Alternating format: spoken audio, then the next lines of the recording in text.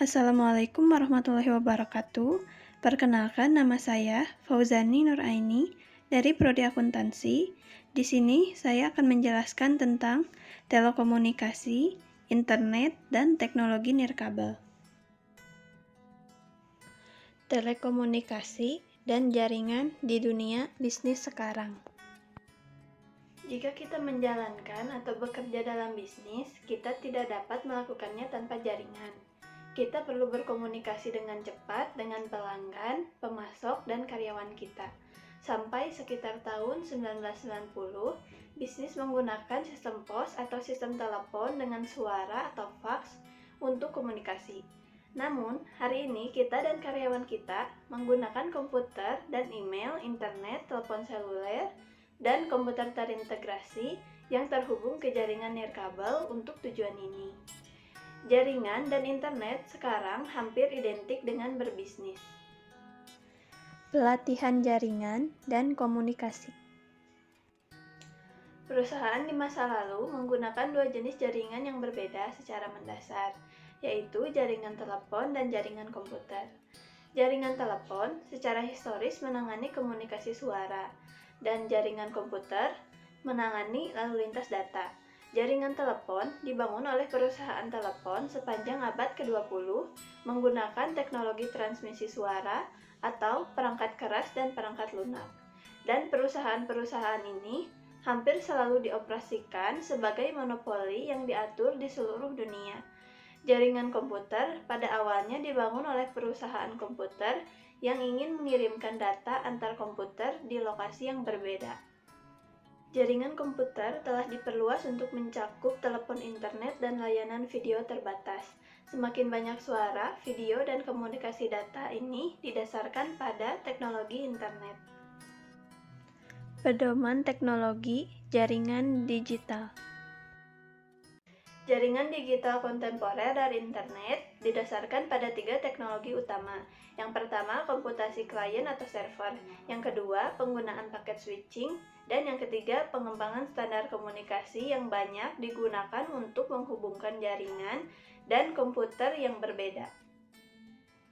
Jaringan komunikasi. Jika kita bekerja di bisnis yang menggunakan jaringan, kita mungkin akan terhubung ke karyawan lain dan kelompok melalui jaringan area lokal. Jaringan area lokal atau LAN dirancang untuk menghubungkan komputer pribadi dan perangkat digital lainnya dalam radius setengah mil atau 500 meter.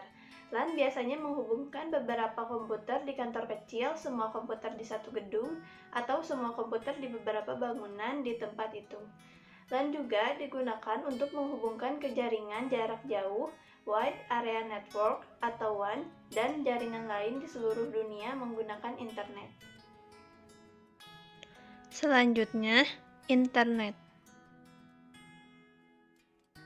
Internet telah menjadi sistem komunikasi publik paling luas di dunia yang sekarang dan menyaingi sistem telepon global dalam cakupan dan jangkauan.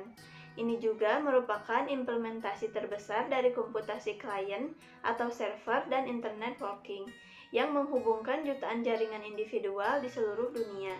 Sebagian besar rumah dan usaha kecil terhubung ke internet dengan berlangganan ke penyedia layanan internet. Internet didasarkan pada paket protokol jaringan TCP atau IP.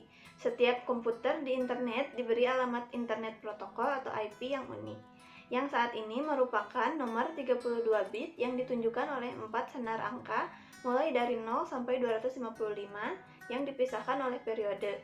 Misalnya, pada alamat IP dari http://www.microsoft.com adalah 207, 46, 250, dan 119.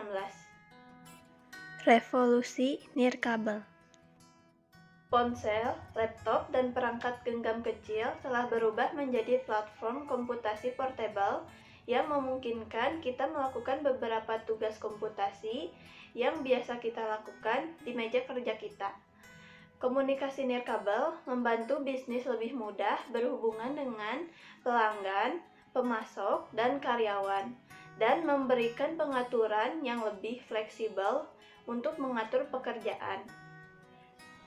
Jika kita memerlukan komunikasi mobile, dan daya komputasi atau akses jarak jauh ke sistem perusahaan, kita dapat bekerja dengan berbagai perangkat nirkabel, termasuk ponsel, smartphone, dan komputer pribadi dengan dukungan nirkabel. Terima kasih atas perhatiannya. Mohon maaf bila ada kesalahan. Assalamualaikum warahmatullahi wabarakatuh.